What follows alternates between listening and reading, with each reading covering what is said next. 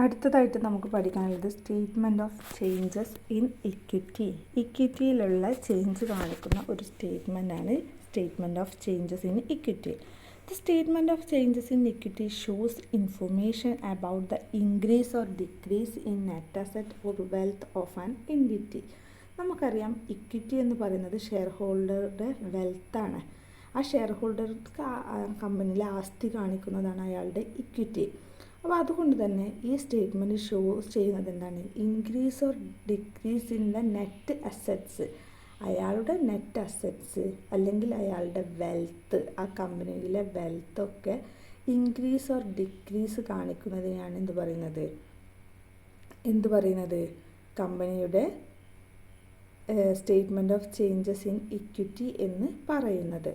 Then equity എന്ന് പറയുമ്പോൾ കമ്പനിയെ സംബന്ധിച്ചിടത്തോളം അതൊരു ലയബിലിറ്റി ആണെങ്കിലും അയാളെ സംബന്ധിച്ചിടത്തോളം അതെന്താണ്? ഒരു അസറ്റ് ആണ്. അയാൾക്കത് ഭാവിയിൽ തിരിച്ച് കിട്ടാനുള്ള അയാളുടെ ഒരു അസറ്റാണ്.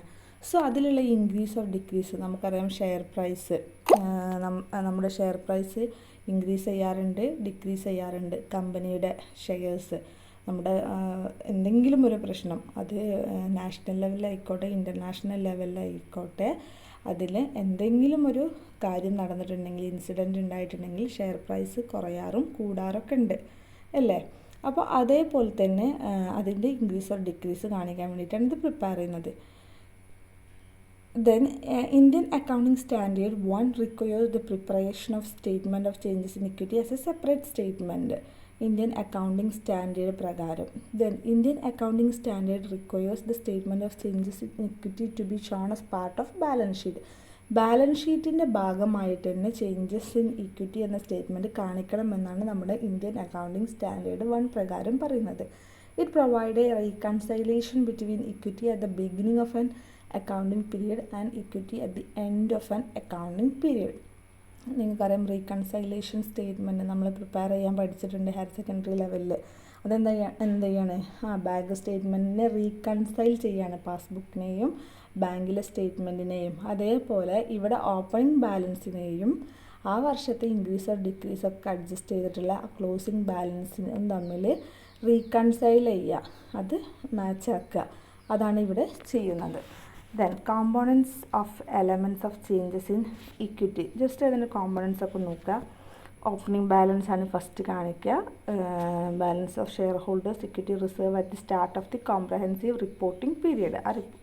നമ്മുടെ ഫിനാൻഷ്യൽ ഇയറിൻ്റെ തുടക്കത്തിൽ അയാളുടെ ഷെയർ ഹോൾഡറിൻ്റെ ഇക്വിറ്റി എത്രയാണ് എന്നുള്ളത്. Then effect of changes in accounting policy, എന്തെങ്കിലും അക്കൗണ്ടിംഗ് പോളിസിയിൽ ചേഞ്ചസ് ഉണ്ടായിട്ടുണ്ടെങ്കിൽ അതും കാണിക്കണം.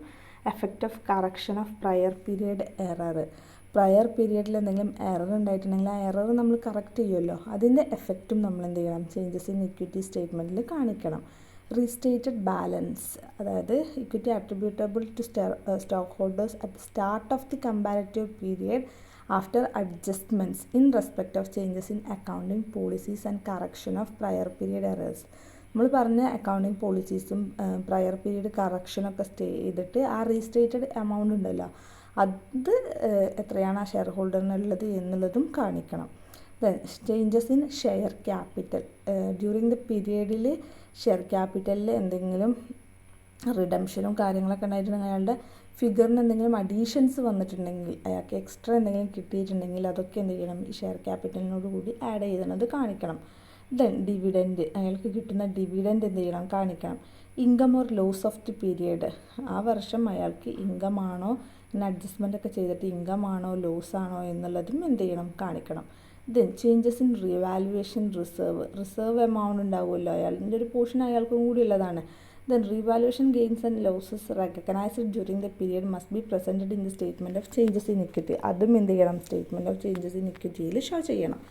Other gains and losses, if there is any other gains and also the losses and not recognized in the income statement must be presented in the statement of changes in equity.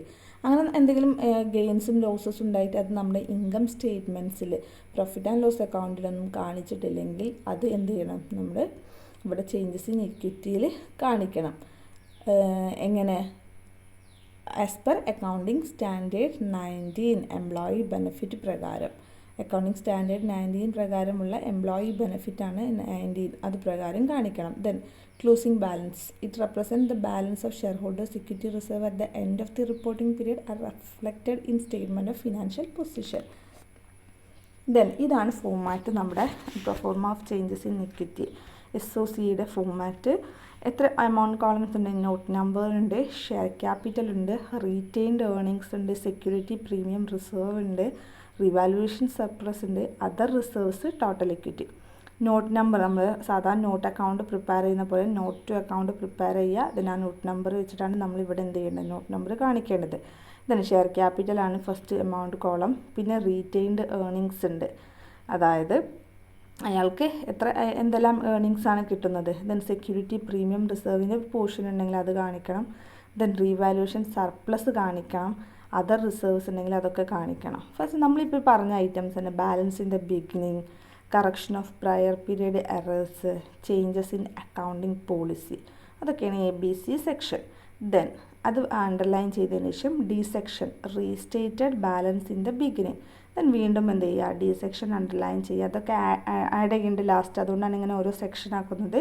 Then E section total comprehensive income for the year, ആ വർഷത്തുള്ള എല്ലാ income, profit ഉണ്ട്, revaluation of non current assets ഉണ്ട്, changes in measuring of financial asset held as available for sale ഉണ്ട്, effective portion of changes in fair value of hedging requirement in cash flow hedges ഉണ്ട്, അതായത് hedge ചെയ്യുക നമുക്ക് പഠിക്കാനുണ്ട് hedging ഒക്കെ. Then actuarial gains and losses on defined benefit പ്ലാൻസിലൊക്കെ എന്തെങ്കിലും gains or losses ഉണ്ടായിട്ടുണ്ടെങ്കിൽ, gain on translation on foreign operations ഉണ്ടായിട്ടുണ്ടെങ്കിൽ, അങ്ങനെ ആ സെക്ഷനൊക്കെ കൂട്ടിയതാണ് ടോട്ടൽ E എന്ന് പറയുന്നത്. Then F transaction with share ഹോൾഡേഴ്സിന് എന്തെങ്കിലും ട്രാൻസാക്ഷൻ, ഡിവിഡൻഡ് കൊടുക്കുക, അവർക്ക് എന്തെങ്കിലും ന്യൂ ഷെയർ ഇഷ്യൂ ചെയ്യുക, അവരുടെ ബൈ ബാക്ക് ഓഫ് ഷെയർസ് നടന്നിട്ടുണ്ടെങ്കിൽ, ബോണസ് ഷെയർ ഇഷ്യൂ ചെയ്തിട്ടുണ്ടെങ്കിൽ, അതൊക്കെ F സെക്ഷൻ. അങ്ങനെ F സെക്ഷനും കൂട്ടുക. അങ്ങനെ G എന്ന് പറയുന്ന section balance at the end of DEF എന്ന് പറയുന്നതാണ് ബാലൻസ് അറ്റ് ദ എൻഡ് എന്ന് പറയുന്നത്. അപ്പോൾ ഇതാണ് നമ്മുടെ ചേഞ്ചസ് ഇൻ ഇക്വിറ്റിയുടെ പ്രൊഫോർമ. അപ്പോൾ ഇത് റിലേറ്റ് ചെയ്തിട്ടുള്ള പ്രോബ്ലംസ് ഒന്നും ചോദിച്ചിട്ടില്ല. ഇനി നമുക്ക് ക്വസ്റ്റ്യൻ പേപ്പർ ഡിസ്കസ് ചെയ്യുന്ന സമയത്ത് ഇതിൽ ഏരിയാസിൽ പ്രോബ്ലം വരികയാണെങ്കിൽ നമുക്ക് അപ്പോൾ ഇതെന്താണെന്നുള്ളത് നോക്കാം. നമുക്ക് ടൈം ഉണ്ടല്ലോ, ഫസ്റ്റ് സെം കഴിഞ്ഞിട്ടല്ലേ ഇനിയിപ്പോൾ സെക്കൻഡ് സെം നടക്കുക. അപ്പോൾ നമ്മൾ എന്തായാലും ഇമ്പോർട്ടൻറ്റ് ഏരിയാസൊക്കെ ഒന്ന് ഡിസ്കസ് ചെയ്യുന്ന സമയത്ത് ഈ ഏരിയയിൽ അത്ര ഇമ്പോർട്ടൻ്റ് ആണെങ്കിൽ നമുക്ക് അവിടെ ഒരു പ്രോബ്ലം ചെയ്യാം. ഇപ്പം നിങ്ങൾ ഈ ജസ്റ്റ് ഒരു ഐഡിയ ഉണ്ടാക്കിയെടുക്കുക, ഈ പ്രൊഫോർമ എങ്ങനെയാണ് എന്നുള്ളതുകൊണ്ട് ജസ്റ്റ് ഒരു ഐഡിയ ഉണ്ടാക്കിയെടുക്കുക.